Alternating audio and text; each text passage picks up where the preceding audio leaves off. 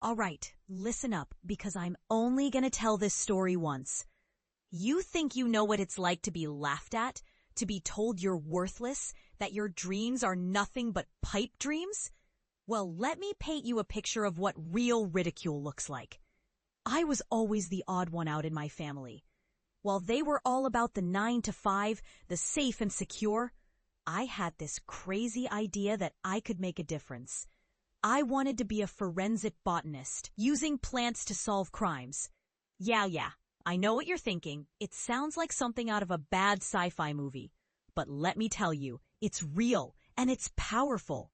My family, though, they thought it was the funniest thing they'd ever heard. Forensic botany? My dad would scoff. That's not a real job, kid. You're just embarrassing yourself. My mom? She'd just shake her head, muttering about how I was throwing my life away. And my siblings? They were the worst. They'd laugh, point, and make jokes about how I was chasing after some ridiculous dream that would never amount to anything. But here's the thing. I knew I was onto something. I could see the potential, the power in using plants to solve crimes. So when my groundbreaking environmental study was discredited and my career sabotaged by a jealous colleague, I didn't let it break me. No, I used it as fuel. I turned to forensic botany, a niche field that the scientific community dismissed as irrelevant. But I knew better. I knew that plants held the key to unlocking secrets that no one else could see. So I hit the books. I spent hours in the lab, in the field, studying every plant I could get my hands on. I solved cold cases using plant evidence to bring justice to those who had been wronged. And slowly but surely, I started to make a name for myself. I proved my worth, not just to the scientific community, but to the world. And then one day I decided it was time to go home. I wanted to show my family what I had become, to prove to them that I was more than just their laughingstock. I wanted to look them in the eye and say, I told you so. I walked into my childhood home, the place where I had been mocked and ridiculed for so long. My family was there, all of them, sitting around the dinner table like nothing had changed. But everything had changed. I had changed. Hey, family, I said, my voice steady and sure. Remember me? The one you all thought was chasing after a ridiculous dream? They looked up, their eyes wide with shock. They hadn't expected to see me. Not like this. Not successful, not confident. Not a forensic botanist who had solved more cold cases than they could count. What are you doing here? My dad asked, his voice gruff. I'm here to show you something, I said. I pulled out my laptop, opened it up, and played a video.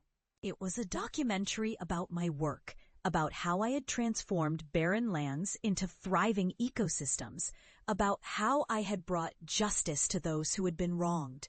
My family watched, their mouths agape, as I showed them the power of forensic botany. They saw the plants I had studied, the cases I had solved, the lives I had changed. And they saw the truth, that I was more than just their laughingstock. I was a force to be reckoned with. When the video ended, there was a long silence, and then my mom spoke. I had no idea, she said, her voice soft. I had no idea you were capable of this. I am capable of a lot more than you gave me credit for, I said. And I'm not here to rub it in your faces. I'm here to show you that your ridicule, your mockery, it didn't break me. It made me stronger. It made me into the person I am today. My dad looked at me, his eyes filled with a mix of pride and regret. I'm sorry, kid, he said. I'm sorry I didn't believe in you. I'm sorry I laughed at your dreams. And I'm sorry I let your ridicule define me for so long, I said. But I'm not sorry for who I've become. I'm not sorry for the lives I've changed, for the justice I've brought. And I'm not sorry for proving you all wrong. And with that, I walked out of the house, leaving my family to grapple with the consequences of their past derision. I had come home to show them what I had become. And I had done just that.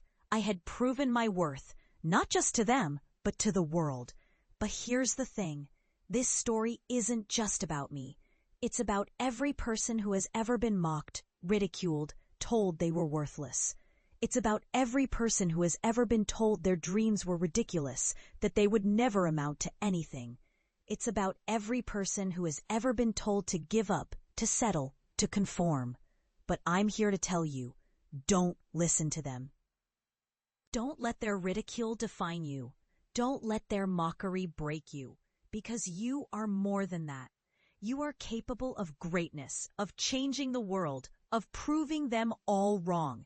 So go out there and chase your dreams, fight for what you believe in, and never ever let anyone tell you that you're not worth it. Because you are, and one day you'll look them in the eye and say, I told you so. And that, my friends, is the power of forensic botany. It's the power of believing in yourself, even when no one else does. It's the power of turning ridicule into strength, of turning mockery into triumph. And it's the power of proving, once and for all, that you are more than just a laughingstock. You are a force to be reckoned with, and you will not be silenced.